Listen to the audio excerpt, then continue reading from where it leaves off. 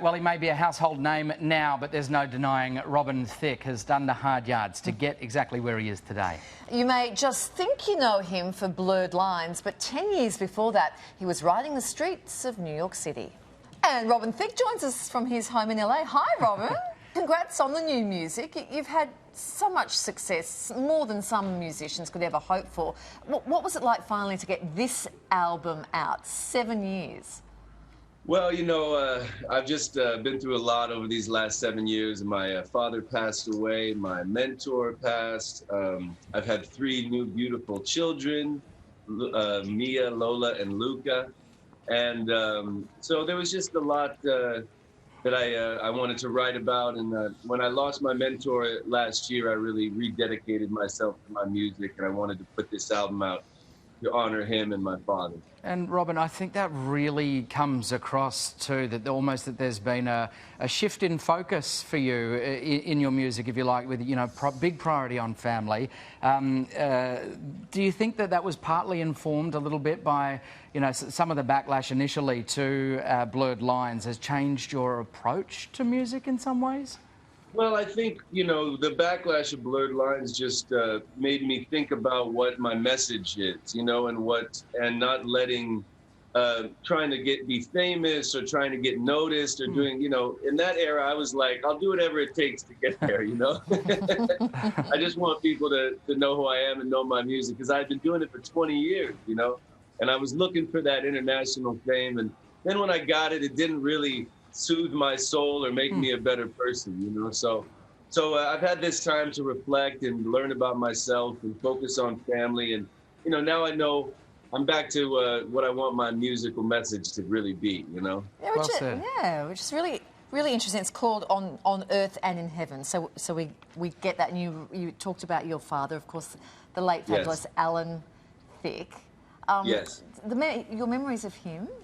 How do you remember him? Oh, I mean, he was my hero. He was my best buddy. It was my first phone call with good news and my first phone call for bad news. You know, he was so charming and funny. And, you know, I always wanted to separate myself from him and do things my own way. But now that he's moved on and I've taken on the role of patriarch in my family, and, you know, and I find myself sounding like him and saying all the same things he said. And that's how he's remembered in my heart and in our family, is I'm just turning into him more and more every day. What a wonderful legacy, Robin. I read that you try and emulate him as a father with your kids, which is just so touching. And I also understand, happy birthday for this week. Your fiancée got you a framed photo of your father holding up your album and saying, "I'm proud of you, love, Dad." You're going to get me all choked up, but that was a pretty amazing gift. She knows what my father meant to me, and especially with this album being dedicated to him in that way, and you know, so that was a very, very meaningful gift to me in every way. She's the best. It's funny, as we get older, we have time to reflect, don't we, Robin? So you did everything. You didn't want to be like your dad, and yet now you're the dad.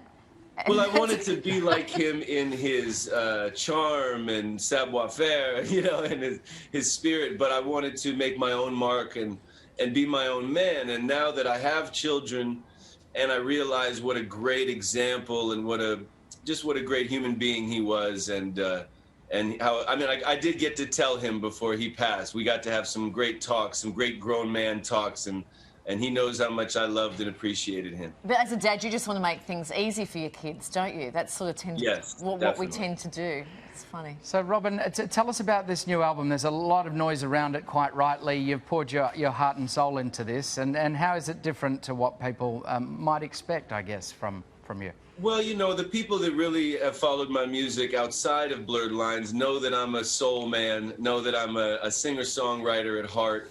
I'm not really a pop star in any way. You know, I had a little taste of that, but really I'm a musician and a songwriter-producer.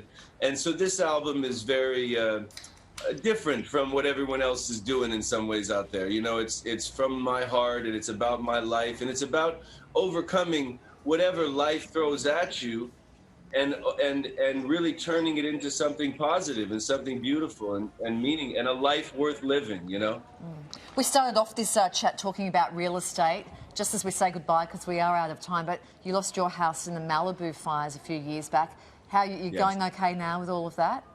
Well, you know, when you put that in the middle of losing my father and my mentor and COVID and these other things that we've all had to deal with, you know, that's just stuff. And I was lucky enough that I can rebuild. But you know, during these times, we really know what's really important, and that's our family and our friendships, and taking care of one another.